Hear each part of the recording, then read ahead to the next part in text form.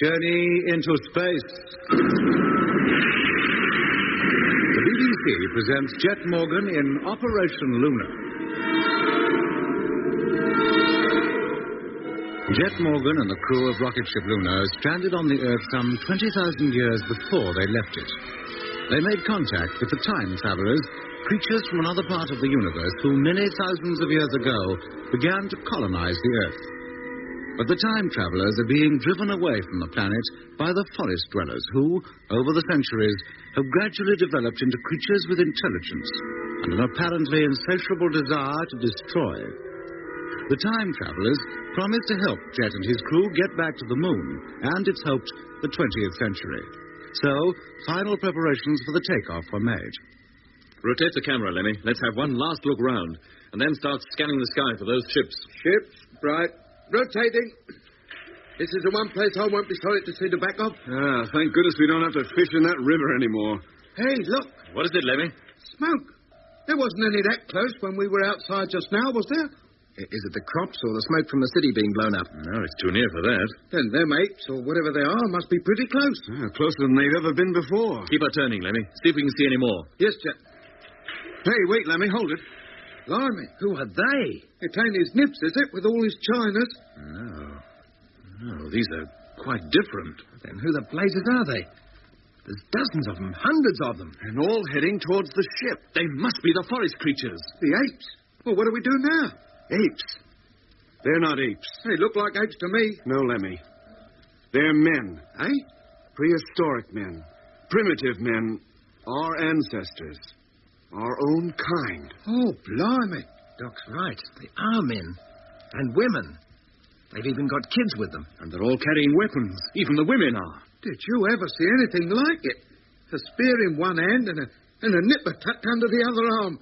It don't look as if this lot's got any problems about the inequality of women. They're probably too scared to leave their children behind. Now, what kind of men let their women fight their battles for them? Who says they're fighting a battle? Oh, they ain't called for tea, I'll bet. So do I.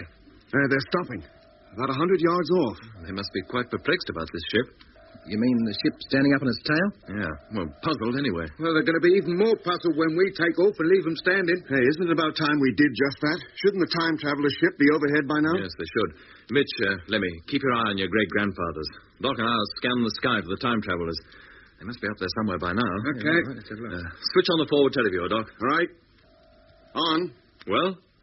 No sign of them. The sky's empty. Well, they must be completely out of range. Or not there at all. Well, we daren't take off until we know they are. They've got to be up there and waiting for us. Otherwise, all our hopes of getting off the Earth are gone for good. Keep looking, Doc. I'll try to raise them on the radio. Right. Hello? Hello, Luna calling. Can you hear me? Hello, can you hear me? Hey, Jet, come over here, quick. Well? Well, yourself. Take a look on the screen. They're setting fire to every field round the ship. It looks as though they intend to smoke us out. Fire from those fields couldn't reach us. Well, unless it sets fire to the wild grass. It could work its way over to the ship then. The wind's in the right direction. And what if it does, Mitch? Can it hurt us? Well, I don't know. It can't hurt the ship itself, but it can't do us any good either. Any danger of the fuel exploding? Well, if the ship gets hot enough, yes. Well, can there be all that heat in a grass fire? Wouldn't reach up here, but the motor's exhaust nozzle is right close to the ground. Well, no fire is likely to reach us for some time anyway. Yeah, and by then we'll be away. Gone. I'm not so sure about that. Eh? There's no sign of the ships. I can't raise them on the radio. And incidentally, Lemmy, the main transmitter was already on when I went to use it. Well, that's right. I was warming it up when you told me to switch on the televiewer. You should have switched it off then. Eh? We haven't any power to waste. Well, I would have done Never mind it now, but be more careful in future. Yes, Jack. To get back to that fire out there. Well? Well, I don't like it. If it does come close, I think we'll have to fight it. Keep it away from the tail of the ship. What, go outside, you mean? Well, we can't do it from in here, can we? No, it wouldn't be easy, would it? What time is it? 30 seconds past noon. Any sign in the dock? No, Jet. Sky's absolutely clear. They haven't come. Fine lot they turned out to be. Time travelers. And they can't even keep an appointment. Well, they must have a very good reason for not showing up on time. Perhaps they'll be contacting us very soon and everything will be all right. Let's hope so. What the dickens is that? Sounds like a shout of stones. It's the ape men. What? Well, we've been talking. They've crept up on us. They're attacking us. Yes, look at the televiewer. They're all around us, throwing their spears at us. Retract the camera, Lemmy, before it gets damaged. Right. Now we can't even see what they're doing. Well, we can hear them. They must be dim if they think they can damage our ship with those toothpicks. Yeah, maybe they think we're the time travellers. Possibly. They certainly can't have any idea that we are who we are. No, they couldn't, could they? But if they saw us, they'd know we weren't the time travellers, and perhaps they wouldn't be so unfriendly. Why don't you step outside and see? No, thanks. Nobody's going outside while they're out there. And what if they're out there for days, and the time travellers don't turn up to take us off? Then we'll have to stay in here until they've gone. What about air? We can't afford to use up our oxygen supply. We need it for later. We'll open up the airlock and keep the main door open. What, and let them gorillas in? It's too high for them to reach without a ladder. Well, they can get one, can't they? Oh, I doubt if they got around to making such things yet. Oh. We'll give the time travellers a few minutes more. Everything depends on them. That's putting it mildly. And if they still don't turn up? I hate to think.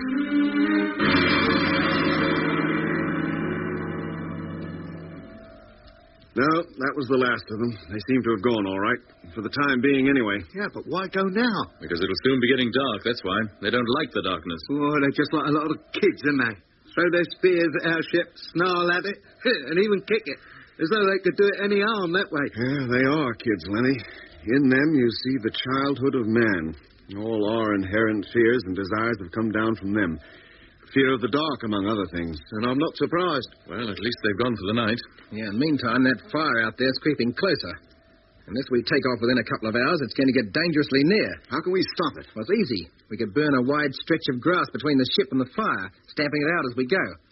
Then when the main fire reaches it, it'll just fizzle out. A bit of a tall order for just the four of us. We can manage it. I once helped prevent a bushfire burning a house down by the same method.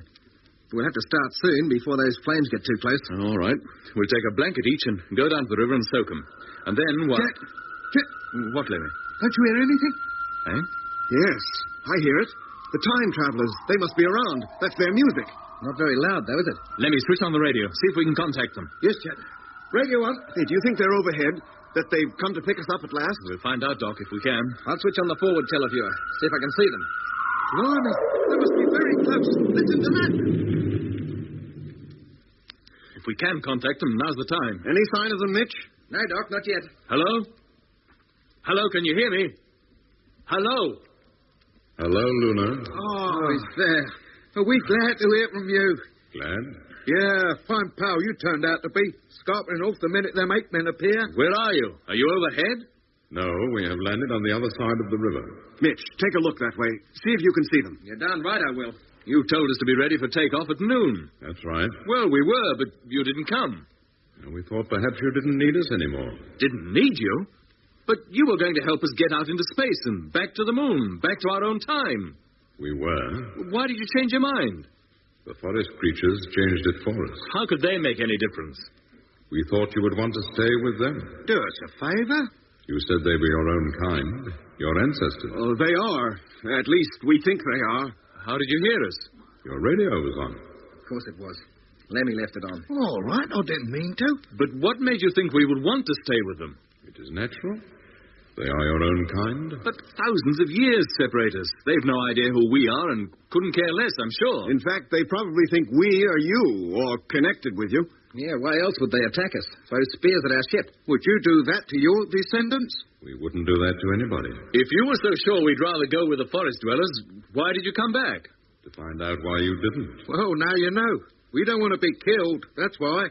Them gorillas out there might be our ancestors, but we'd prefer to string along with your lot any time. You mean you will come to Venus, after all? No. We'd like you to take us back to the moon, to our own time. So you do want to rejoin the forest creatures. Their descendants, anyway.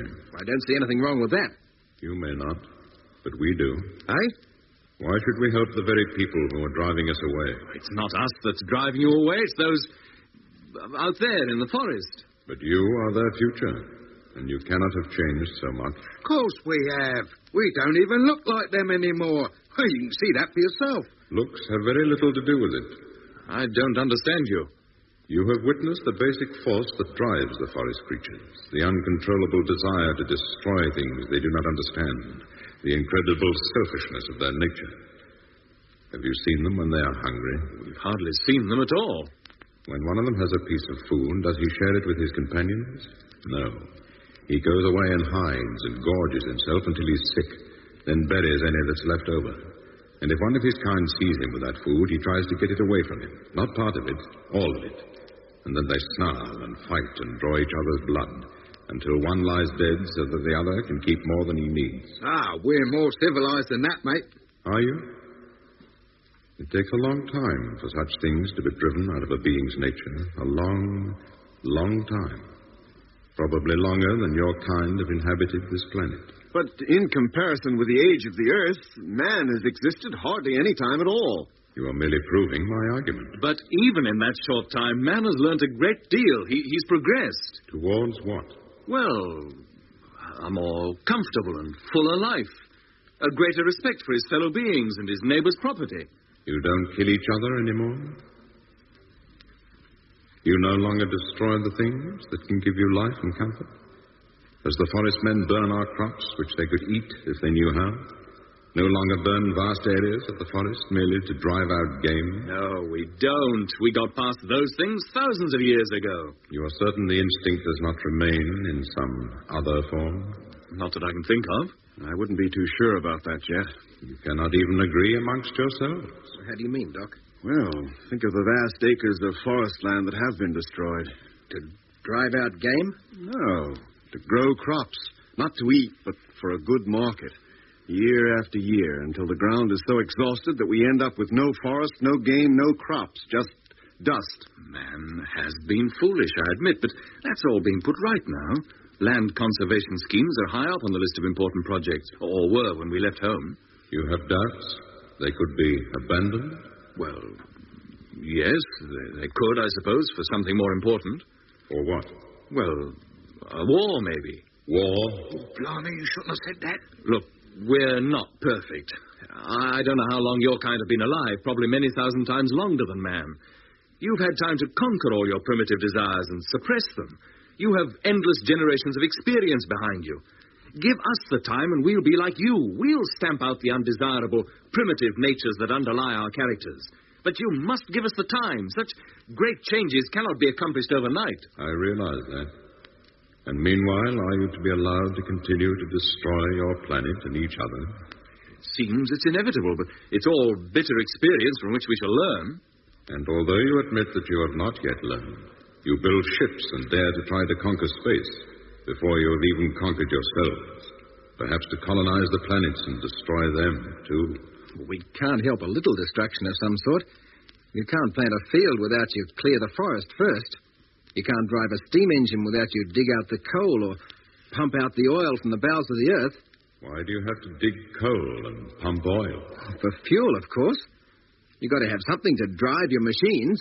It's a wasteful method, I know, but it'll have to do until we find a better one. There is power all around. Force for all to use, with no digging, no pumping, no waste. What power? The power by which we live. Enough energy reaches the earth and the sun in one day to drive all our ships and power plants for 100 years. Well, we haven't learned to harness that power yet. We hardly know what it is. Then perhaps you will leave your exploration of space until you do. But that is just where you can help us. How? By telling us the secret of this power. How to find it, how to use it. Would you trust the secrets of your ship and all its equipment to the forest creatures? Nah, use your sense. What could they do with it? You could explain the workings to them. It would be like trying to explain the quantum theory to a child. Exactly. Well, at least you could make a start with simple things. We're not quite as primitive as those forest dwellers, even by comparison with you. There would be no point. A child cannot be taught to run before he can walk. And you have hardly emerged from the crawling stage. You don't think much of us one way and another, do you? We think as much of you as we do of any other living creature anywhere in the universe. We have no wish to harm you. That's what you say. Yet you go off and leave us here with them gorillas outside thirsting for our blood and the floods coming to drown us and us helpless to get back to our own time and people. We would not harm you. It would be the forest creatures, not us. But if you leave us here, it amounts to the same thing. Are we to be blamed when a tiger kills his prey? We're not a tiger's prey. We're prey to those ape men, or will be if we left here. We have no control over the form and mode of life on Earth. But you would help perpetuate it. How? By doing nothing about it. We have tried. The animals have no interest in us, and the forest creatures detest us. We don't. You cannot bear even to look at us. Not at first, but we could now. Show yourself to us and see. Switch on your televiewer. It is on. Now, wait a minute, Jet. Is that necessary? Quiet, Lemmy. There he is. His head, anyway. Can you see me? Yes, we can. And you are not afraid? No? You speak for yourself. You are, but you control your feelings. We are not afraid. We've better sense now. Because you have met us? Partly. But what of the rest of you, who have not? We will tell them about you. Your beautiful underground city, your great scientific powers. For our own safety, it would be better to leave you here, to prevent your ever going out into space again. If you do not return to your own time and your contemporaries give you up as lost, it may deter others from venturing out into space. You don't know us as well as you think you do. Our deaths would make no difference. Others will follow. Is that why you turned us back in time? To prevent our getting to other planets, perhaps to Venus, where you're going and will be living in the 20th century? Yes. It's no good, mate. That kind of trip won't stop us. At least give us the chance to prove that our ultimate goal is a life such as you now lead. It's been the dream of man for centuries. It will be the dream of man, Jet, in centuries to come. Very well. Are you ready to leave? We can be, in a few minutes. We will take up a position way above you. Your ship must leave the ground and climb as high as possible out of the atmosphere. When you have reached your maximum speed, switch off your motor and leave everything to us.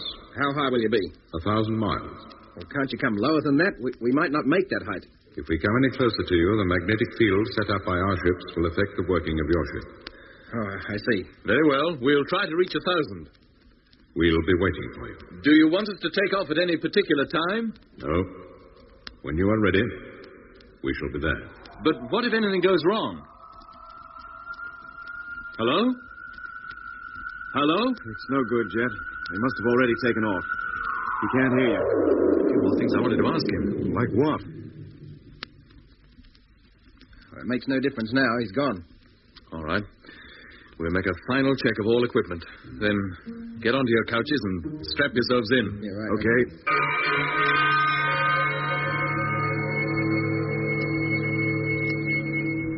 Radar okay. Ready for takeoff. Automatic oxygen supply okay. Ready for takeoff. Radio, televiewer, and radar. Test satisfactory. Ready for takeoff. Well, that's it. Good. Let me know when your straps are set. All ready, Jet. Ready? Me too. Position control panels. Control panels. Contact. Let's hope they are up there and waiting for us. Yeah. What if they're not? Hey, hadn't we better be prepared for that, Jet? If we just go straight up and they're not there, all we can do is come straight down again. And if we do, we'll make a hole big enough for the time travelers to get one of their cities in. I've already thought of that. As soon as we've left the ground, we'll tilt our nose to an angle of 45 degrees. That will set us on an elliptical course. And if we do have to return, at least we'll enter the atmosphere something like nose first and have a reasonable chance of landing it again. When do we cut the motor? As soon as our velocity is high enough to carry us 1,000 miles. Mitch, have we enough fuel for that? Just about. There might even be a little to spare. Switch on the radar. Radar on. Lemmy, televiewer, stern view. Televiewer on. Doc, gyro. Gyro. Okay, Midge? Okay, Jet. Then stand by for takeoff. 15 seconds. 10 seconds. 5, 4, 3, 2, 1. Fire!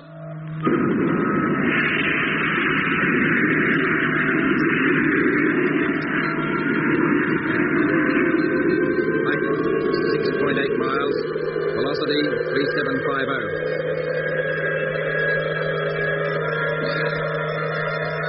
Height, 12.1 miles. Velocity, 4350.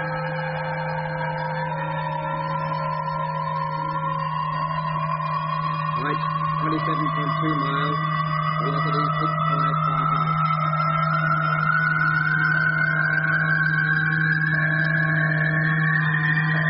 Velocity, 11,000 miles. Height, 76 miles.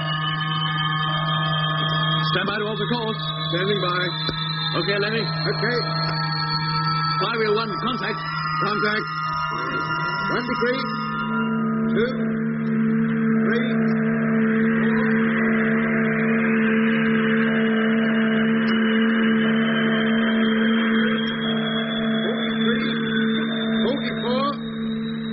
45. Hold it, Doc. Steady to go. Cut the flywheel. Flywheel cut. Stand by to cut motor. Standing by. Cut. She should coast the rest. Any fuel left, Mitch? Very little. Enough for one biggish burst, and that's it. Enough to make a moon landing if we have to? No, not by a long sight. Oh, blimey. Let me switch on the forward televiewer. The time travelers must be ahead of us somewhere. Forward televiewer. On. Rotator, Lemmy. Rotated. Any sign? Not yet. Switch on your personal screens. That's all, look. Yeah. Right, too. Well? I don't see them. Me neither. Well, they'd better get a move on if they're coming. We're losing speed all the time. Yeah, we soon won't be going up anymore. We'll be going down. But there's no sign of them. They should be there. We shouldn't have altered course. They expected us to rise straight up. They can't be waiting in the right place. But with the equipment they have, Mitch, they must be able to plot our course easily. Yeah, just as well we did change direction, if you ask me. Looks like we'll have to attempt a landing again anyway. Who never knows where we'll end up this time. Lemmy, try the stern view. Hey? Yes. But Don't argue. Switch it on. Stern view, on. It's us that's just taken off, not them. I don't Hey, there they are, right behind us. Of course. That's where we always saw them before they lined up for what we thought was an attack. And they're flying in that circular formation again. Yeah. All right. Now we can relax and don't move. They're coming in closer. I can hear them now. Yeah, me too. Lie flat. Thank goodness we're strapped to our beds and not caught out on the floor like last time. Oh, this is where I wish I'd brought one of them time travelers' beds with me. What wouldn't I give to sleep through this part of the proceeding? They're coming closer. Getting very close now. Here comes the pressure. Can you feel it? Yeah, I can. It's going to work. I know it is. I hope you're right. Oh, we must be accelerating like mad. Oh. All right, Lemmy. Take your breath.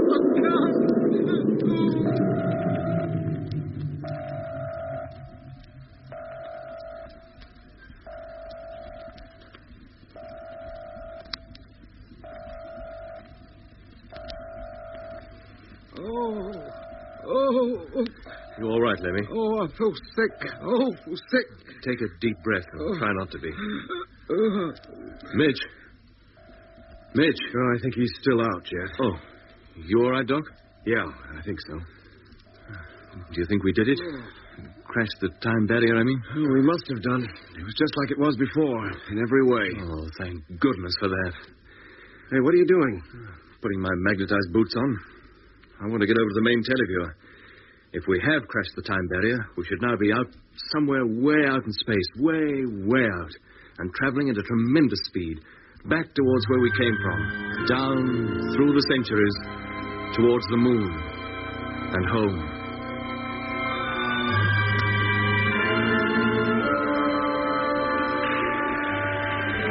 Switch off the rotator, Lemmy. They're nowhere to be seen. Right. Well, that's how it was before, wasn't it? We saw nothing but the stars. No sign of the Earth, the moon, or even the sun.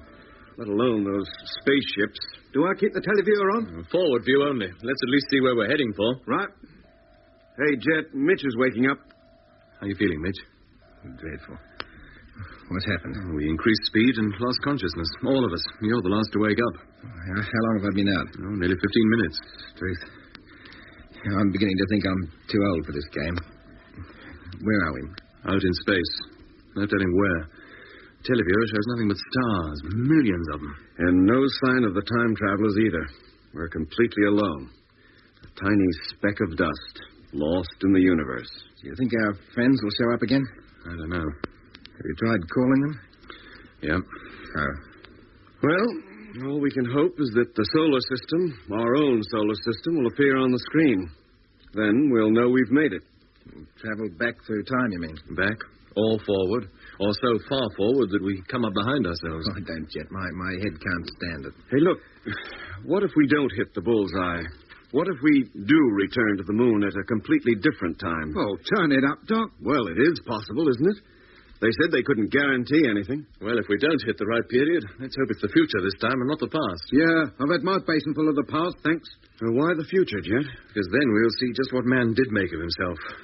Whether there are any men left at all. Oh. He may have annihilated himself, you mean? Anything may have happened. The time travelers might be colonizing the Earth all over again. And what if we go back even further into the past? Who knows? We may even land during the reptilian age and meet brontosauri as big as houses. What, no men? The reptilian age, Lemmy, was a pre-man age. Pre-man, post-man, what difference does it make? We're in the soup whichever way we go. Unless the time travelers have pulled it off and we do arrive back on the moon at exactly the time we left it. And supposing we do, how do we land? We haven't got enough fuel. Yeah, but if we get back to that time, before we took off from the moon, things should be exactly as they were then. And there should be sufficient fuel in the tanks, because we wouldn't have used up any, because we wouldn't have landed on the Earth yet. Yeah. Is that what will happen, I wonder? Can we regain the things we've lost during this journey back through time? And what has happened to us physically? Have we grown older? You mean, does it take time to travel through time? Yes. Or do we return to the exact age we were before we made the journey? Well, this beard I got hasn't wasted any time growing, and I certainly feel a lot older. But if things do revert back to what they were, we shall have lost all memory of this, of everything. It'll be like it never happened at all. Doc, get your diary. What for? Get it, quick. Yeah, sure. And what's the idea, Jeff? You'll see. Well, here it is. Now, look back to the time when we first began to hear that strange music.